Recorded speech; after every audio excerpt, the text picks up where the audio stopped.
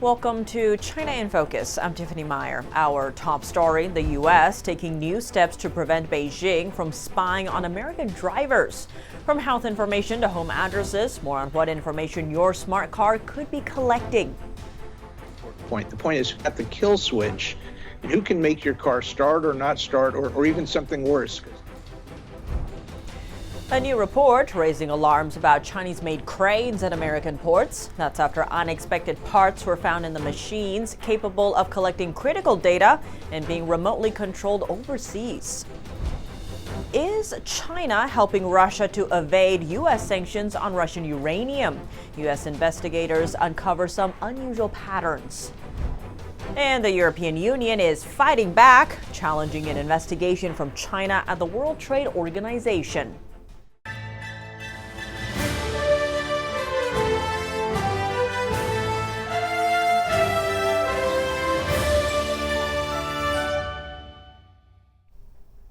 Washington doubling down on rooting out a Chinese threat hidden in smart cars.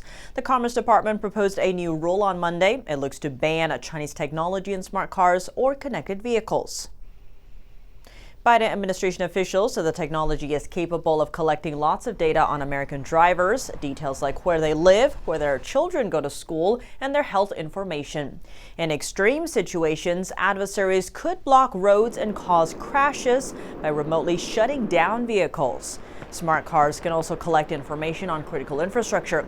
And infrastructure like water treatment plants, fuel pipelines, and power grids are already among Beijing's targets. National Security Advisor Jake Sullivan pointed out that China has already planted malware inside U.S. critical infrastructure, adding that with potentially millions of vehicles on the road, the risk of disruption and sabotage increases dramatically. Zooming back out, the White House said Chinese automakers are looking to dominate smart car technologies in the U.S. and around the globe. A 25% Trump-era tariff has kept Chinese EVs out of the U.S. market, and President Biden just hiked that rate to 100%, set to take effect this Friday. If the new smart car rule gets greenlit, the administration would start banning Chinese software in 2027 and hardware in 2030. It would affect cars, trucks, and buses, but would not apply to cars already on the road installed with Chinese software. Over $19 billion, that's how much car dealers in China lost on sales for the first 8 months of 2024. The problem comes from oversupply. They have a lot of cars in stock, but not enough demand. So dealers have been forced to sell the new cars at steep discounts. China's Automobile Dealers Association is calling for more financial support for private dealerships. More moves are coming from the Biden administration targeting Chinese-made electric vehicles. To help us break down the stakes, we're joined by John Pelson, author of Wireless Wars. John Pelson, thank you so much for joining us. Great to have you back on the show. Good to be here again, Tiffany. Now, the Biden administration today laid out a broad approach to safeguarding the U.S. auto sector. This is by targeting China's software that's connected to cars on American roads. This is citing national security concerns, and many are saying this is effectively banning nearly all Chinese cars from entering the U.S. Now, what do you make of this move and what it means for China? Well, I hope it results in an effective ban on Chinese cars into the U.S. Think about this. This is electric cars are pretty close to self-driving. There's different levels of self-driving, but most fully electric cars have a great deal of control that the car actually has over your driving. Automatic braking, collision avoidance, and a lot of other surveillance, you could call it, where any Tesla, and this is not just Chinese-made cars, any electric car looks at who's driving the car. So there's cameras on the inside, cameras on the outside, location tracking. That's part of the whole nature of electric cars. And Americans should be terrified about the thought of the Chinese Communist Party monitoring their car, their comings and goings, who's with them, who's in the car, who's driving, and what they're up to. That's a really frightening thought. And when it comes to this banning the software part, this news does come after last week when we saw the exploding pagers and walkie-talkies in Lebanon targeting the terror group Hezbollah. Now, many were saying that was weaponizing low tech, but when it comes to high tech, if you will, smartphones and EVs and such, we have both Commerce Secretary Gina Raimondo and National Security Advisor Jake Sullivan warning in the past that Beijing could implement malware or sabotage these electric EVs on American roads. Millions are driving these cars in America. How serious of a risk is this to the American people? I know we've talked about this before, but when it comes to looking at that software and what it could do. We have some laws that say if you're a history of drunk driving, you can put an interrupter in your car that prevents you from driving if you don't qualify as far as your blood alcohol. I would hate China to be able to say, we're not going to let you start your car because we saw the post you just had on Twitter, and that was very offensive to the Chinese Communist Party. Whether that car is made in the U.S. or Mexico or China doesn't really matter. For me, that's not the important point. The point is at the kill switch and who can make your car start or not start, or even something worse, because the steering and the power and the braking in these cars is all electronically controlled and can all conceivably be affected by whoever's designed and is managing that car's service. Given that level of control that we're talking about, especially, by an adversary, if we're talking about Chinese EVs, what do you see as the solution here? Are we going to have, say, maybe a digital bill of rights, or how do we ensure safety when it comes to this? I think it's going to be a tough battle to lock out China the way we need to, but this is a step in the right direction. Call it 100%, 200% tariff. Really what it needs to effectively be is a ban on cars controlled by our adversaries being allowed onto the roads in America. John Pelson, thank you so much for your time. Thanks, Tiffany. A new report raising alarms about Chinese-made cranes at American ports. Officials fear the cranes could be used for espionage and may threaten national security. Let's dive in. Lawmakers launched an investigation into the Chinese-made ship-to-shore cranes last year. The new report based on this investigation warns that these cranes could be manipulated to shut down or enable cyber espionage, jeopardizing U.S. maritime infrastructure. The investigation found that Beijing-backed Chinese firm Shanghai Zhenghua Heavy Industry supplies nearly 80% of cranes at U.S. ports. Lawmakers were alarmed to find unauthorized cellular modems had been built into these Chinese cranes. The devices weren't approved or agreed on in contracts. They were intended to collect usage data from the U.S. Investigators also found that the Chinese company had repeatedly requested remote access to its cranes at various U.S. ports, particularly those on the West Coast. If granted, this access could be shared with the Chinese regime, posing significant data security risks. The first priority is to protect the national security of the U.S. and other democratic countries by banning this Chinese infrastructure. The second point is to provide incentives for alternatives. Those include reducing import tariffs on goods from Japan, Taiwan, and other democratic nations. The port operators will be willing to switch to those that are price competitive. This February, the Biden administration announced plans to invest over $20 billion in U.S. port infrastructure over the next 5 years. The goal is to produce cranes with trusted partners.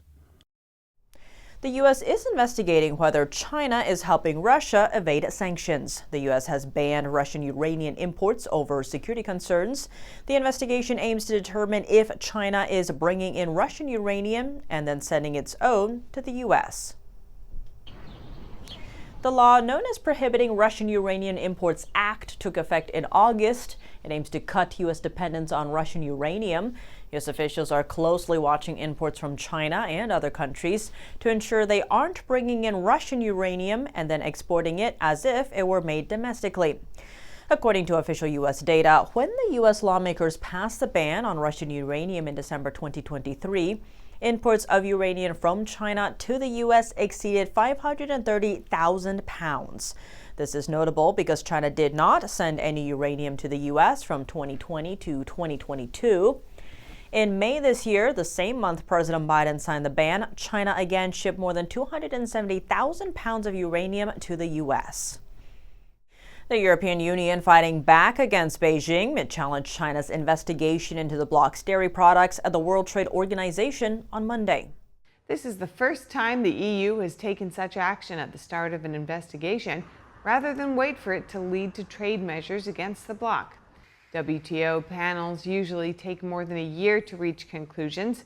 China slapped an anti-subsidy investigation on EU this August, targeting its dairy products.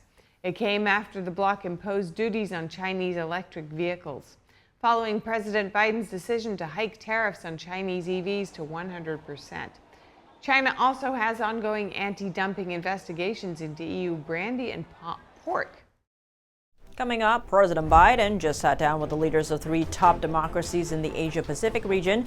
Together, they formed the Quad Alliance, and they met to discuss how to deter China's aggression. If you lose the South China Sea, you give really an aggressive, expansionist, fascist, totalitarian dictatorship control over one of the principal trade routes in the world. Closer ties between China and Russia have been a, quote, own goal for the communist regime. Malcolm Chalmers, Deputy Director General of a British defense think tank, breaks it down. And melodies echo through a music hall in New York City. Gold Award winners from this year's NTD vocal competition share their experience taking on a unique challenge, singing Italian bel canto in Chinese. More on that after the break here on China in Focus. Welcome back to China in Focus. I'm Tiffany Meyer. To counter China's rising aggression in the South China Sea and around the Taiwan Strait, the leaders of 4 major forces in the Indo-Pacific region, the United States, Australia, India, and Japan, met to discuss future tactics to address Beijing's threats. Here's President Biden during the Quad Leaders Summit in Delaware on Saturday. We believe Xi Jinping is looking to focus on domestic economic challenges and minimize the turbulence in China diplomatic relationships, and he's also looking to buy himself some diplomatic space, in my view, to aggressively pursue China's interest. And we see this engagement as important for conflict prevention and crisis management amidst our strategic competition. The leaders ended their meeting by announcing the first ever joint Coast Guard exercise between the 4 countries. It follows incidents of China's Coast Guard repeatedly harassing other nations in the South China Sea.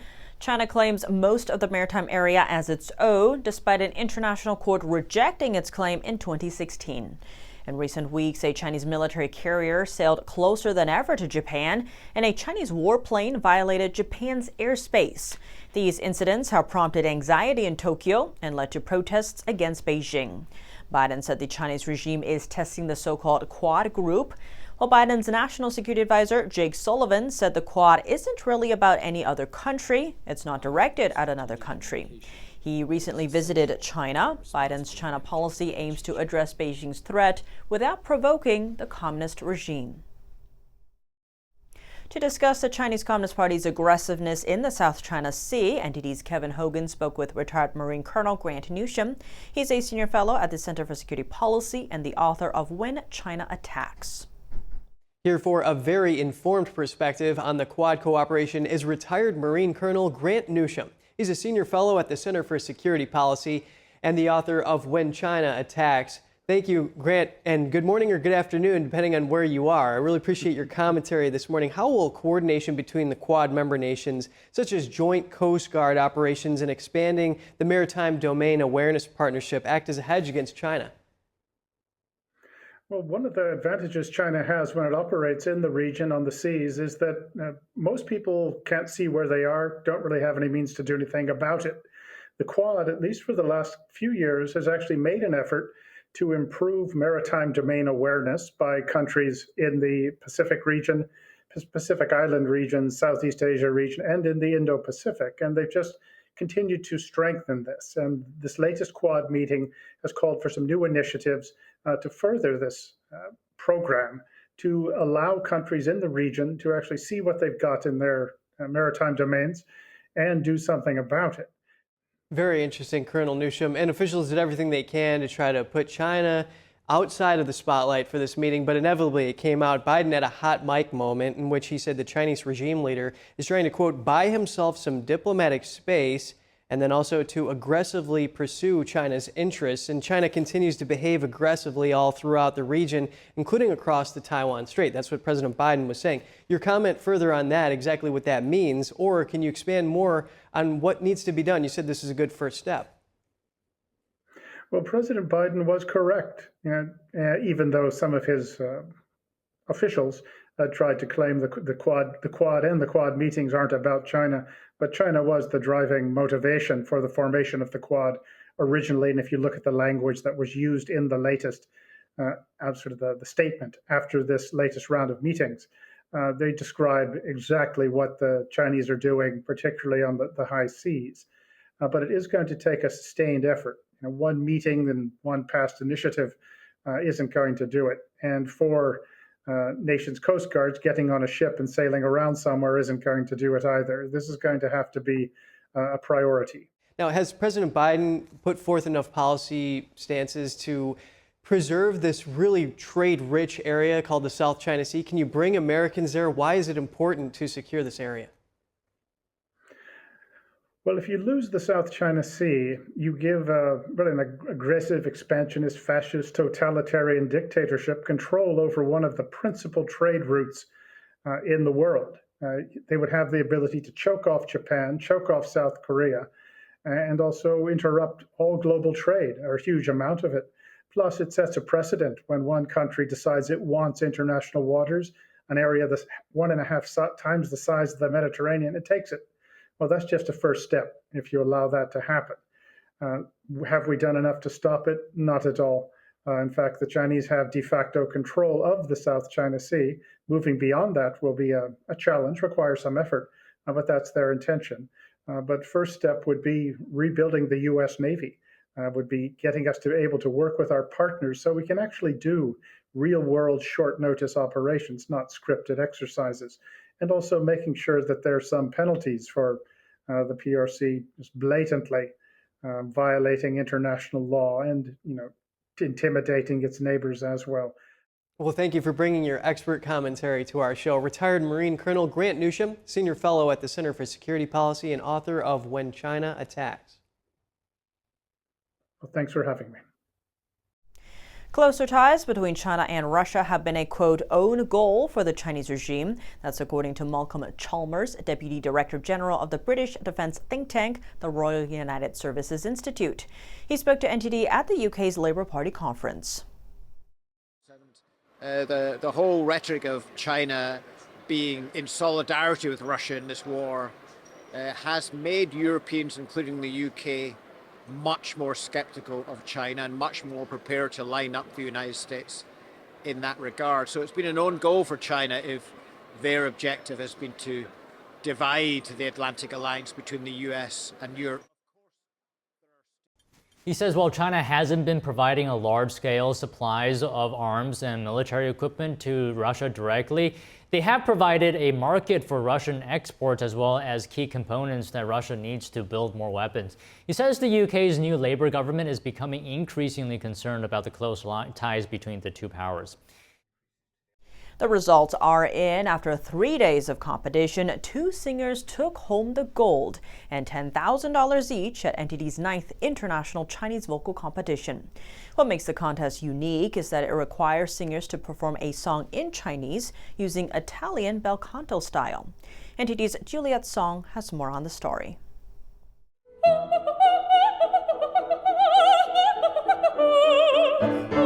One of the first place winners, mezzo-soprano Chun Qing-zhang, said she was both thrilled and nervous. I really didn't expect this. I was also very nervous and never thought about how it would turn out. To promote traditional vocal arts, NTD's competition requires all contestants to sing in bel canto, an Italian opera singing style known for its beautiful melodies. On top of that, singers have to perform a song in Chinese.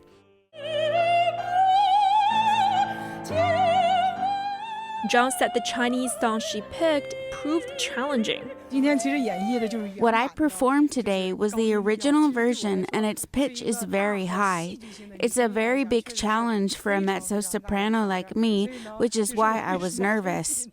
But the chance is a rare one. As a professional opera singer touring around the world, she never had the opportunity to perform bel canto in the Chinese language. My biggest takeaway this time is that it turns out I can use my mezzo-soprano voice to interpret traditional Chinese culture, which is so beautiful. And this trophy means I made it.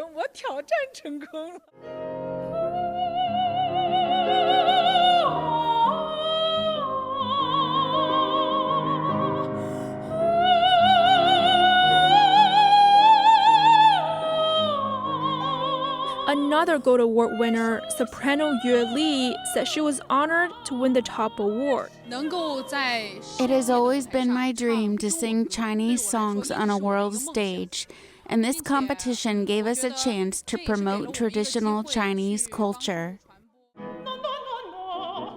The Silver Award winner said she was grateful for the opportunity. This is a good start for me. The award gave me a lot of confidence and encouragement. Lucy Zhou, director of NTD competitions, congratulated all the singers. Standing on NTD's stage and contributing to the important mission of reviving traditional vocal arts, they're truly remarkable. Zhou said she hopes contestants can help spread traditional vocal arts throughout the world after returning to their home countries. The vocal competition is one of a series of arts and culture events held by NTD aimed at preserving traditional culture. Coming up in October, NTD's International Piano Competition. Stay tuned, we'll be bringing you more event coverage. Reporting from New York, Juliet Song, NTD News.